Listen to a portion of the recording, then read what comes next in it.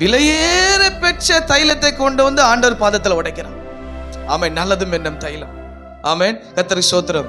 அப்போ அவளுடைய கிரியை ஆண்டவர் சொல்லார், இவள் என்னிடத்திலே நற்கிரியை செய்தான். ஆமல் என்ன செய்தா?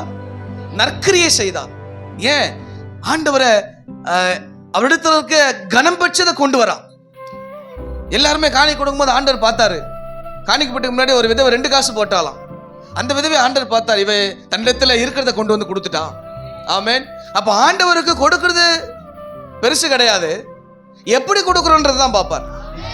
ஆமென். நம்மகிட்ட இருக்கலாம், இல்லாமலும் போகலாம். ஆமென். நம்மகிட்ட ஒரு நாள் இருக்கும், ஒரு நாள் இல்லாம போகும். நம்முடைய பொருளாதாரம் அப்படிதான் இருக்குது.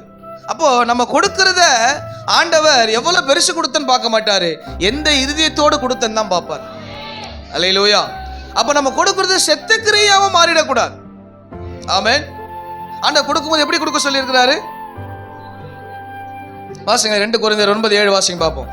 இது செத்த கிரியில வந்துடும். இது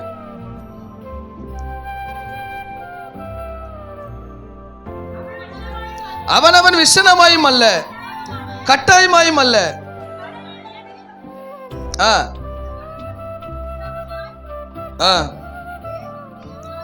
உற்சாகமான சந்தோஷமா கொடுக்கணும்னு ஆண்டவர் சொல்லி இருக்கிறார்.